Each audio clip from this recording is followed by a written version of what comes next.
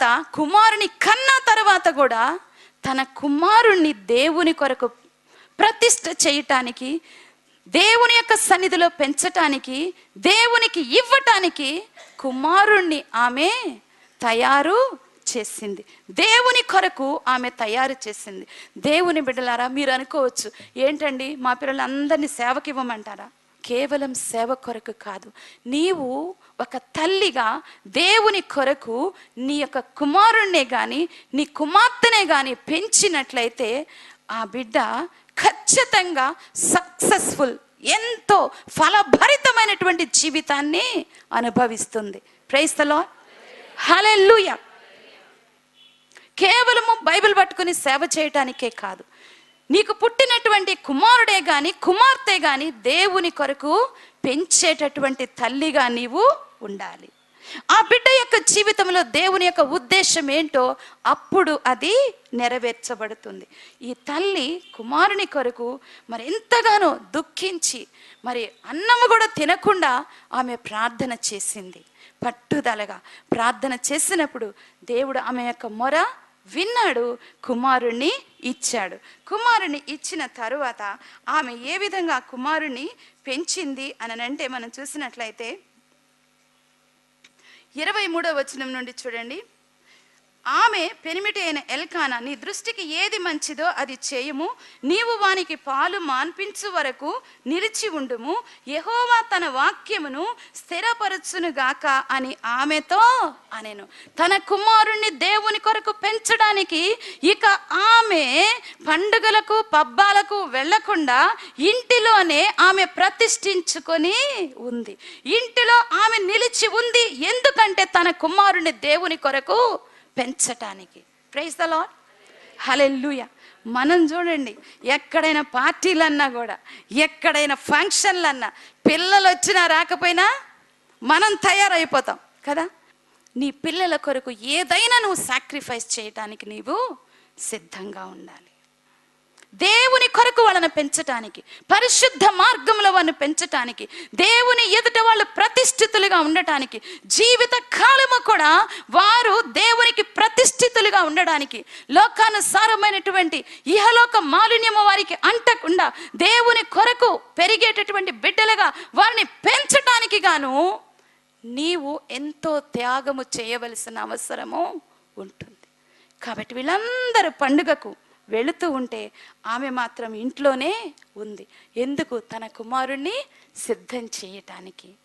తన కుమారుడికి చక్కని మాటలు బోధిస్తూ, దేవుని యొక్క క్రమమును బోధిస్తూ, దేవుని యొక్క పరిశుద్ధతను తెలియచేస్తూ, దేవుని యొక్క సన్నిధిలో సేవా పరిచర్యను తెలియచేస్తూ, దేవుని సన్నిధిలో ఆరాధించుటను నేర్పిస్తూ ఆమె ఇంటిలోనే ఉన్నది. ప్రైజ్ ది లార్డ్, హల్లెలూయా. చూడండి, ఇంకా మనం చదువుదాం 23వ వచనం తర్వాత. కాగా ఆమె అక్కడనే ఉండి తన కుమారునికి పాలు మాన్పించు వరకు అతని పెంచుచు ఉండెను. 28వ వచనంలో, కాబట్టి నేను ఆ బిడ్డను యెహోవాకు ప్రతిష్ఠించుచున్నాను, తాను బ్రతుకు దినములన్నిటను వాడు యెహోవాకు ప్రతిష్ఠితుడని చెప్పెను.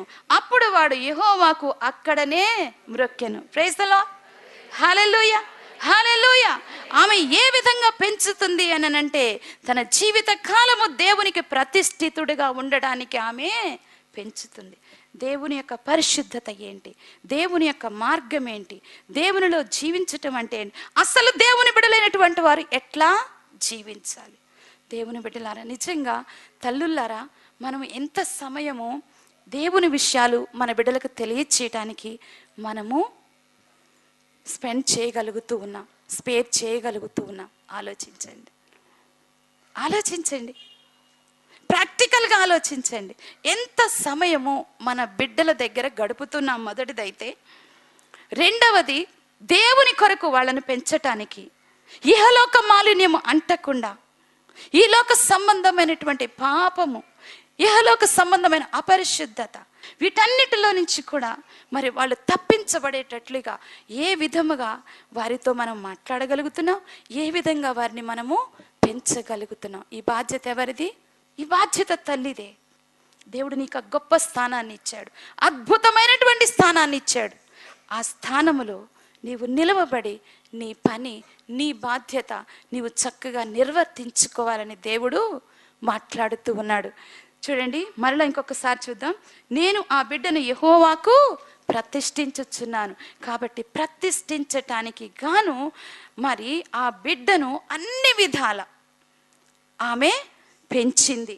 తరువాత తాను బ్రతుకు దినములన్నిట వాడు యెహోవాకు ప్రతిష్ఠితుడు అని చెప్పాను. బ్రతుకు దినములన్నీ కూడా దేవుని సన్నిధానములో బ్రతుకు దినములన్నీ, జీవిత కాలము ముందు తల్లిగా నువ్వు ప్రతిష్ఠ చేసుకో. తర్వాత నీ బిడ్డలకు కూడా ప్రతిష్టతలో ఉన్నటువంటి, దాగి ఉన్నటువంటి విషయాలు నీ బిడ్డకు బోధించు.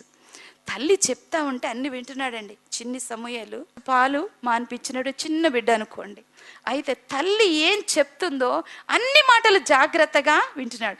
అంటే తల్లి ఏం మాట్లాడుతుందండి? ప్రతిష్టత గురించి మాట్లాడుతుంది.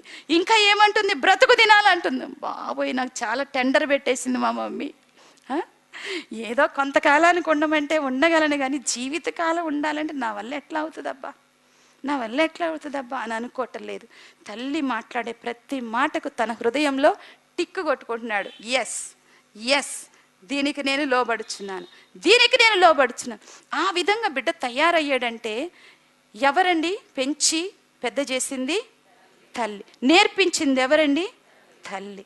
ప్రతిష్టతలో ఉన్న మర్మాలు తెలియచేసింది ఎవరండి? ఎల్కానా పేరు ఎక్కడనుందా? లేదు. ప్రైజ్ ది లార్డ్, హల్లెలూయా. ఆ తర్వాత మనం చూసినట్లయితే అప్పుడు వాడు యెహోవాకు అక్కడనే మ్రొక్కెను అంటే ఆరాధించెను. అక్కడనే దేవుణ్ణి ఆరాధిస్తున్నాడు. తల్లి చెప్పిన ప్రతి మాటకు కూడా లోబడుతున్నాడు. లోబడి తన్ను తాను అప్పగించుకుంటున్నాడు. బ్రతుకు దినములన్నీ కూడా దేవా నేను నీకు ప్రతిష్ఠితుడను అని చెప్పి మోకరించాడు. తాను దేవుని ఆరాధిస్తున్నాడు. దేవుని బిడ్డలారా, ఇది అంత సులభమైన విషయమా? తల్లి యొక్క పెంపకము మీద ఉండేటటువంటి మరి ఆ యొక్క ప్రభావాన్ని దేవుడు మనకు తెలియచేస్తున్నాడు. నీ పెంపకము అనేటటువంటిది చాలా ప్రాముఖ్యమైనటువంటి విషయం. కోపం వచ్చినా కూడా మీరు చెడ్డ మాటలు పలకొద్దు. తల్లులుగా ఎప్పుడు కూడా ఫలానా వాళ్ళు ఇట్లా అన్నారని కూడా అనొద్దు. చెడ్డ మాటలు, పనికిరానటువంటి మాటలు, దేవునికి అయిష్టమైనటువంటి మాటలు మన నోటితో పలకొద్దు. మన పిల్లలకు కూడా వాటిని నేర్పించొద్దు.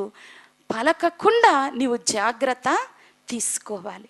కాబట్టి యునీకే మరి ఆ చక్కని దేవుని మాటలు నేర్పించిన తల్లిగా, తిమోతికి తల్లిగా మనము చూసాం. చూడండి, అదేవిధంగా గొప్ప ప్రవక్త అయినటువంటి సమూయేలు యొక్క తల్లి, ఆమె యొక్క పెంపకము, ఆ పెంపకములో ఉన్నటువంటి ప్రత్యేకతను పరిశుద్ధాత్మ దేవుడు మనకు తెలియచేశాడు. హల్లెలూయా, హల్లెలూయా. ఒక్కసారి చేతులెత్తండి. దయగల తండ్రి, మీ స్తోత్రాలు. నీ సన్నిధి మా మధ్యలో ఉన్నందుకు స్తోత్రం. ఈ ఆలయంలో ఉన్న నీ సన్నిధి కొరకే నీకు స్తోత్రం.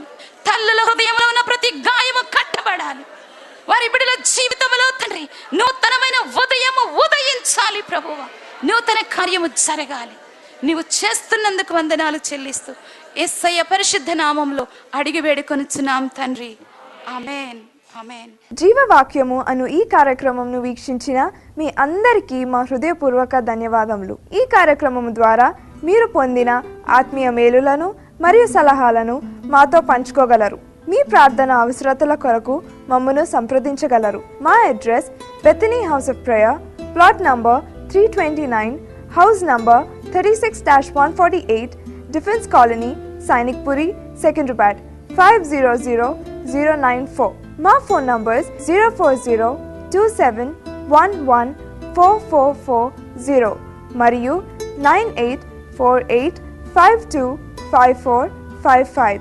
మా ఈమెయిల్ అడ్రస్ maryvijay2003@gmail.com.